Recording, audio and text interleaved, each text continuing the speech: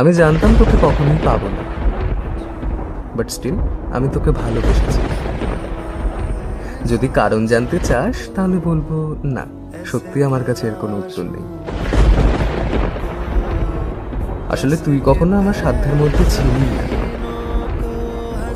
তুই যখন আমার সামনে তোর ভালোবাসার মানুষকে নিয়ে কথা বলতি, বিশ্বাস কর ভীষণ অভিমান হতো আমার, কিন্তু পরক্ষণেই মনে পড়তো তোকে নিয়ে অভিমান করার অধিকার অন্তত আমার নেই।